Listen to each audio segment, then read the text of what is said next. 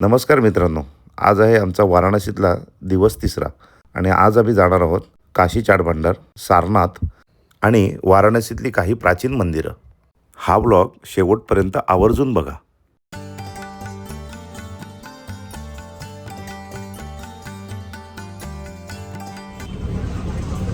सुप्रभात मंडळी. आज आहे आमचा डे 3 काशीमधला.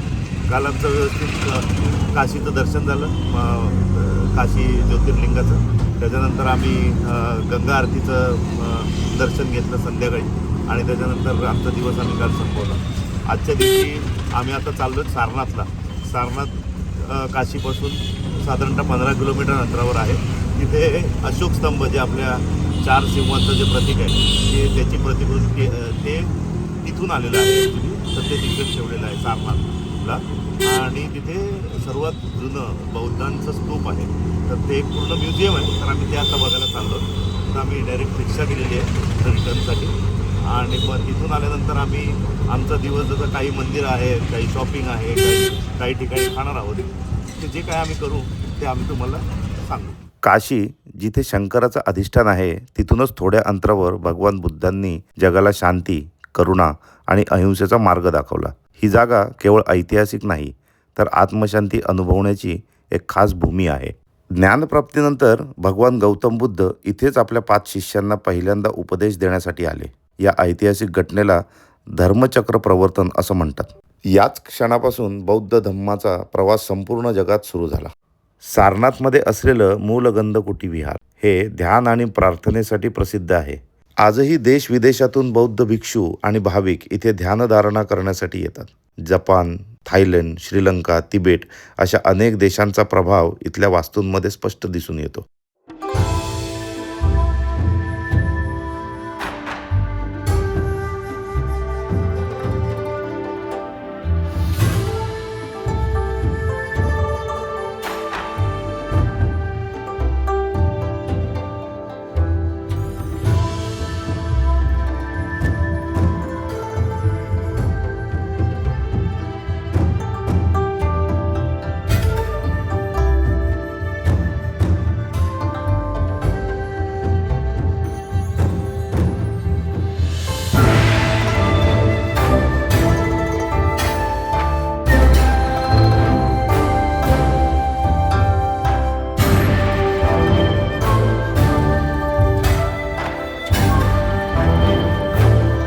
ते एकंदरीत हा परिसर अतिशय चांगल्या पद्धतीने मेंटेन केलेला आहे, याबद्दल तर काही शंका नाही.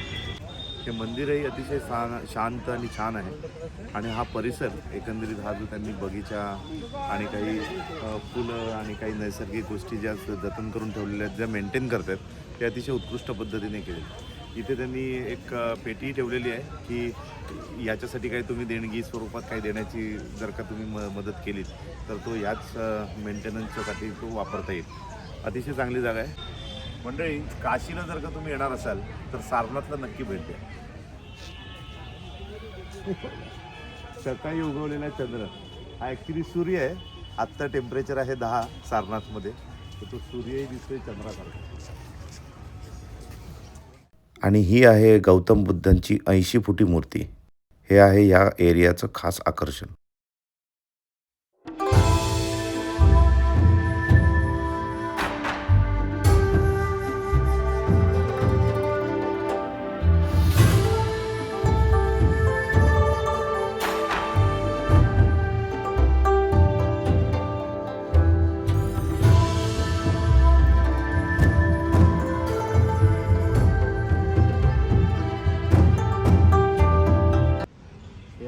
सारनाथ येथील संग्रहालय, याला सारनाथ म्युझियम म्हणतात.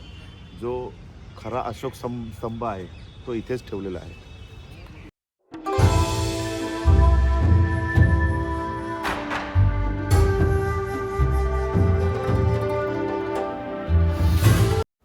सारनाथ संग्रहालयात बौद्ध काळातील मूर्ती, शिल्पकला आणि अवशेष जतन करून ठेवले आहेत. इथे पाहायला मिळणारी अशोक स्तंभावरची मूळ सिंहमूर्ती खूप प्रसिद्ध आहे. इतिहास फक्त पुस्तकात वाचण्यापेक्षा इथे प्रत्यक्ष पाहणं खूप वेगळा अनुभव देतं. सारनाथमधील एक खास आकर्षण म्हणजे हा अशोक स्तंभ. सम्राट अशोकाने बौद्ध धर्म स्वीकारल्यानंतर भारतभर असे अनेक स्तंभ उभारले. सारनाथमधील स्तंभावर असलेलं 4 सिंहांचं शिल्प आज भारताचं राष्ट्रीय चिन्ह आहे. हेच सिंहचिन्ह आपण आपल्या नोटांवर, पासपोर्टवर आणि सरकारी कागदपत्रांवर पाहतो.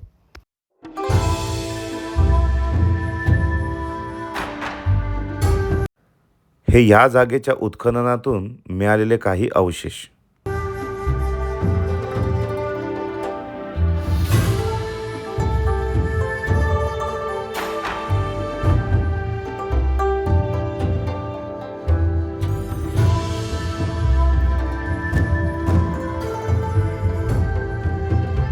ही आहे गौतम बुद्धांची ध्यानमुद्रेत बसलेली मूर्ती.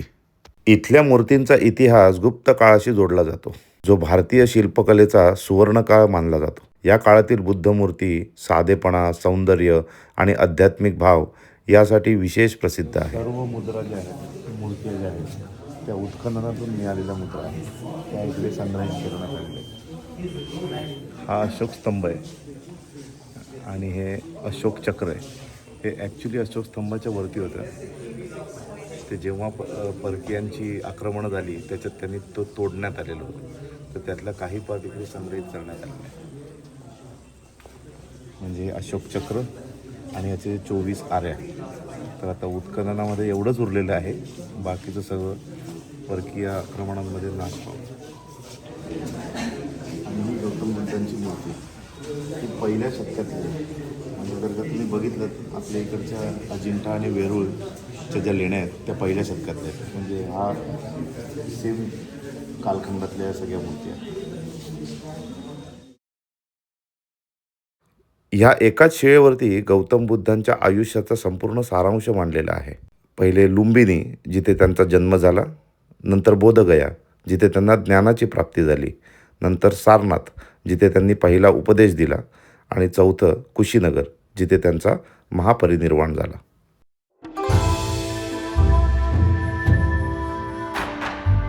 पुरातत्व सर्वेक्षणचं सर्वात जुनं एक सेंटर आहे. इकडे असं नमूद करण्यात आलेलं आहे की 1905 साली याची स्थापना करण्यात आली. आणि असं करण्यात आलेलं आहे की इकडच्या भारतातल्या कुठल्याही पुरातत्व जागा असतील तिथे बाहेर एक म्युझियम बांधण्यात येईल. याचा पुढाकार जो होता हे तेव्हाचे ब्रिटिश काळातले सर जॉन मार्शल यांनी याची रूपरेषा पहिले तयार केली आणि मग ती भारत सरकारमध्ये नमूद करण्यात आली. आणि 1910 पासून हे पूर्णपणे संपूर्ण भारतभर याची सर्वसामान्य लोकांसाठी म्युझियम ओपन करण्यात आलं. हा एक या आर्किओलॉजिकल सर्वे ऑफ इंडिया यांचा एक इतिहास.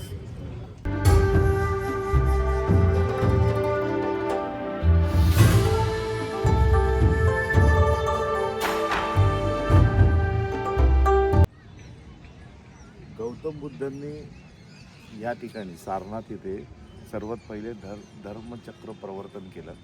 म्हणजे यालाच आपण नंतर धम्मचक्र प्रवर्तन म्हणतो. तिथे सर्वात पहिल्या 5 तीर्थंकरांना त्यांनी धर्मचक्र दिलं. आणि तिथे ते केल्यानंतर ह्या जागेमध्ये वेगवेगळ्या पद्धतीची त्यांनी एक मेडिटेशनच्या जागा तयार केल्या होत्या.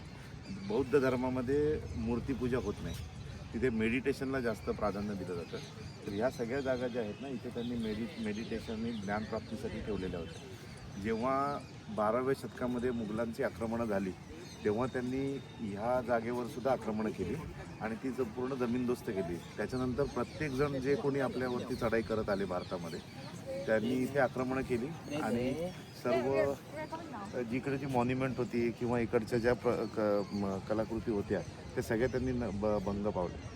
आणि आता जे उरलेले अवशेष आहेत त्याच्यापैकी काही अवशेष आहे पुरातत्व विभागाने संग्रहित करून ठेवलेले आहेत. त्याच्यावरून त्यांनी बनवून काही ही मॉन्युमेंट जशी आहे तशी ठेवलेली आहेत. तर तुम्ही इथे बघाल तर इथे खाली अंडरग्राऊंड काही मेडिटेशनच्या रूम्स पण आहेत. इथे मुख्यत्वे करून ज्ञानदानाचं काम केलं जायचं. हा एक स्तूप आहे, धमेक स्तूप. हा इकडून उत्खननात पावलेला सर्वात मोठा स्तूप आहे. हाच एक सर्वात मोठा राहिलेला अवशेषांपैकीचा एक स्तूप इकडे आहे जो ASIनी रिट्राईव्ह केलेला आहे.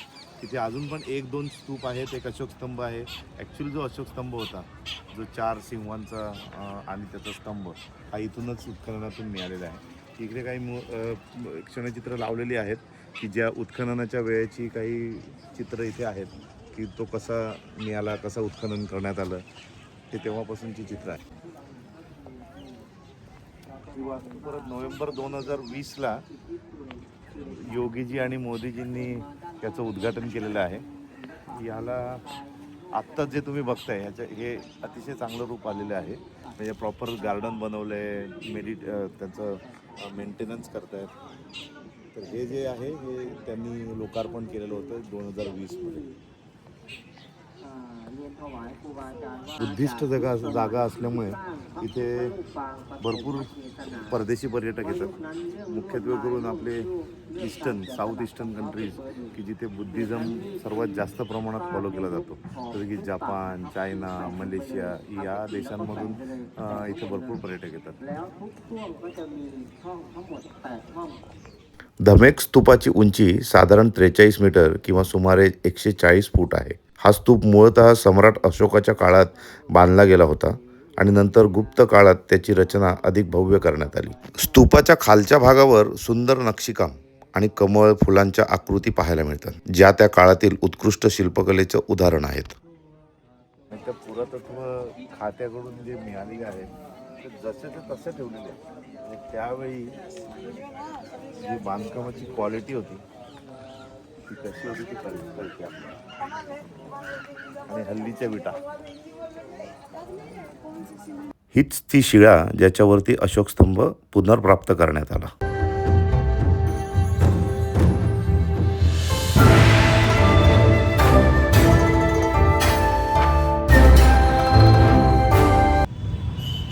ते जुनं बनारस आणि हे नवीन बनारस हे अतिशय डेव्हलप आहे. इथे मॉल आहे, शॉपिंग कॉम्प्लेक्सेस आहेत, इथे भरपूर प्रकारचे कपडे मिळतात. बाहेरून लोक येतात इकडे कपडे खरेदी करायला. भरपूर वेगळं आहे. आता आम्ही आलो आहे प्राचीन दुर्गा माता मंदिरात. हे दुर्गा माता मंदिर आणि बाजूला दुर्गा कुंड आहे. इतिहासानुसार या मंदिराची निर्मिती 18व्या शतकात झाली. हे मंदिर नागर शैलीत बांधलं गेलं आहे आणि या दुर्गामातेची मूर्ती स्वयंभू आहे. आता आपण आलेलो आहोत संकटमोचन हनुमान मंदिरामध्ये. याची स्थापना तुलसीदासांनी केलेली होती की ज्यांनी रामचरितमानस रचलेला आहे. आतमधील परिसर आम्ही दाखवू नाही शकत कारण इकडे आपल्याला मोबाईल जमा करायला लागतो. मणिमंदिराचं निर्माण सर्वप्रथम 1940च्या दशकात झालं होतं. आज आपण जे मंदिर पाहतो त्याचा नंतर जीर्णोद्धार करण्यात आला. मंदिराची सुरुवात प्रत्यक्षात धर्मसम्राट स्वामी करपात्री महाराज यांच्या मंदिरापासून झाली होती. यांची परंपरा भगवान रामांच्या राज्याभिषेकापासून सुरू होते, जे मूळतः अयोध्येत आहे. पण वाराणसीमध्ये असलेले हे मणिमंदिर भगवान रामांच्या दरबाराच्या रूपात उभारले गेले आहे, जिथे देवतांना श्रद्धांजली अर्पण केली जाते आणि पूजाही केली जाते. मंदिराचे स्थान आणि अंतर्गत रचना भगवान रामाच्या दरबाराला ध्यानात ठेवून बनवली गेली आहे. पण मंदिरात इतर देवदेवतांच्याही मूर्त्या आहेत. मंदिराचे मुख्य आकर्षण म्हणजे 43,000 चौरस मीटर क्षेत्रामध्ये पसरलेलं विशाल शिवलिंग, जे भक्तांसाठी अत्यंत पवित्र मानलं जातं. मंदिराच्या केंद्रभागात राम दरबार आहे आणि त्याच्या समोर मुख्य शिवलिंग स्थित आहे. त्या व्यतिरिक्त उरलेले 151 शिवलिंग मंदिराच्या काठावर रेषेत पसरलेले आहेत.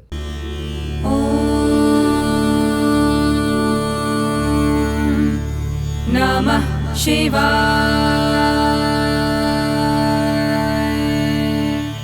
शिवशंकराय शुद्धाय नीलकंठाय धीमहि भक्तवांछितदातारं नमः कैलासवासिने.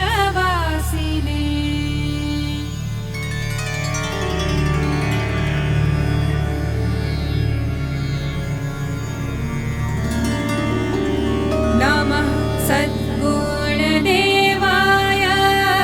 त्रिपुरान्तकाय नमो नमः भवभयहर करुणाकराय अनन्ताय नमो नमः. मणिमंदिराचं दर्शन घेऊन आम्ही पोचलो गोदोलिया चौकात, जिथे आहे प्रसिद्ध काशी चाट भांडार. इथे होती अलोट गर्दी. काशीत आलेला प्रत्येक माणूस इथे येतो. महत् प्रयासानंतर नंबर लागला आणि हे आहे टोमॅटो चाट. हे टोमॅटो चाट अतिशय गरमागरम आणि मसालेदार होतं. जरासं गोडसर होतं, पण चांगलं होतं. गोदोलिया चौक म्हणजे वाराणसीच्या हृदयस्थानी असलेला व्यस्त चौक, जिथे शॉपिंग, स्ट्रीट फूड आणि लोकांची गर्दी सर्वत्र पाहायला मिळते. चौकात फिरताना तुम्ही रस्त्यावरून चालणारे लोक, रिक्षा, मोटारसायकल आणि गाड्यांची गोंधळ आणि आजूबाजूला असलेली छोटी दुकानं पाहू शकता. ही आहे जुन्या काशीची खरी लाईफस्टाईल. गोदोलिया चौकातून पुढे गेल्यानंतर लागतं ते गोदोलिया मार्केट, जिथे दुतर्फा सिल्क साड्यांची दुकानं आहेत, जे बनारसी सिल्कसाठी प्रसिद्ध आहे. हा आहे गोदोलिया रोड. काशीची सगळी साड्यांची, सिल्कची दुकानं इकडे सगळी या रोडवरती मिळतात. म्हणजे आता तुम्ही समजा पुण्यातला लक्ष्मी रोड किंवा कुमटेकर रोड आणि मुंबईतला हिंदमाता, हा काशीतला हिंदमाता किंवा लक्ष्मी रोड. आमचा व्लॉग आवडला असेल तर कमेंट करा, शेअर करा, लाईक करा आणि आमच्या चॅनलला नक्की सबस्क्राईब करा. धन्यवाद.